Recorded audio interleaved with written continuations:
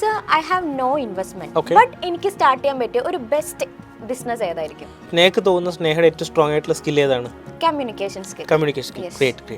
സ്നേഹ, നിങ്ങൾ drop shipping എന്ന് പറഞ്ഞൊരു സംഭവം ഉണ്ട് ഇപ്പം ഭയങ്കരമായിട്ട് ട്രെൻഡിങ് ആയിക്കൊണ്ടിരിക്കുകയാണ്. നിങ്ങളുടെ കയ്യിൽ പ്രൊഡക്റ്റ് ഉണ്ടെങ്കിൽ നിങ്ങൾക്ക് കയ്യിൽ വെക്കാതെ തന്നെ സെല് ചെയ്യാൻ പറ്റുന്നൊരു മെത്തേഡ്. അതിൻ്റെ നേരെ റിവേഴ്സ് ഒരു പരിപാടിയുണ്ട്, അതായത് ഡ്രോപ്പ് സർവീസിങ്.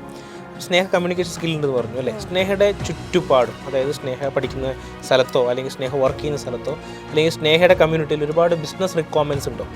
എക്സാമ്പിൾ പറഞ്ഞാൽ ഒരാൾക്ക് ഒരു വീഡിയോ ചെയ്യണം, അപ്പോൾ സ്നേഹക്ക് അതിനുള്ള റൈറ്റ് കോൺടാക്റ്റിന് അറിയാം. ഈ കസ്റ്റമറിനാണെങ്കിൽ റിക്വയർമെൻറ്റും ഉണ്ട്. ഈ കസ്റ്റമറുടെ demand, customer for say video production 5000 രൂപയാണ് അദ്ദേഹം ചാർജ് ചെയ്യുന്നതെന്ന് വിചാരിച്ചു. പക്ഷേ സ്നേഹക്ക് ഈ വീഡിയോ പ്രൊഡക്ഷൻ 4000 രൂപ ചെയ്യുന്ന ഒരാളറിയാം.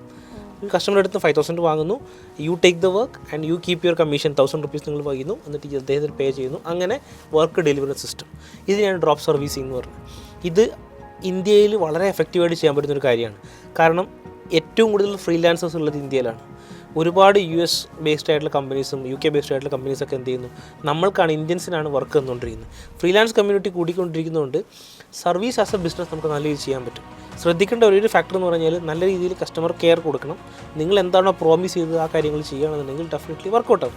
ഇത് ഈ ഡിജിറ്റൽ മേഖലകളിൽ മാത്രമല്ല. ഇപ്പോൾ എക്സാമ്പിൾ പറഞ്ഞാൽ ഒരു വ്യക്തിക്ക് ഒരു GST എടുക്കണം, അദ്ദേഹത്തിന് GST എടുക്കാൻ അറിയില്ല, അദ്ദേഹത്തിൻ്റെ തൊട്ടടുത്ത് GST സർവീസ് അഡ്രസ്സും ഇല്ല, പക്ഷേ you know somebody who is taking GST.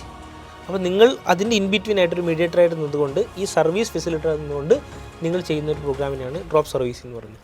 പക്ഷേ ഇത് കാണുമ്പം അല്ലെങ്കിൽ പറയുമ്പോൾ എളുപ്പമാണെങ്കിൽ കൂടി ഒരു തവണ 2 തവണ നിങ്ങൾക്ക് റവന്യൂസ് വരും. പക്ഷേ ഇതൊരു ബിസിനസ്സായിട്ട് റൺ ചെയ്യണമെങ്കിൽ definitely you need system, you need അതിൻ്റെ ബാക്കി കാര്യങ്ങളൊക്കെ വേണം. അത് എന്താണ് എന്ന് അറിയണമെന്നുണ്ടെങ്കിൽ തീർച്ചയായിട്ടും നിങ്ങൾ ഡ്രോപ്പ് സർവീസിംഗ് ഒന്ന് കമൻറ്റ് ചെയ്താൽ മതി. I will give A E book for that. Okay, thank you.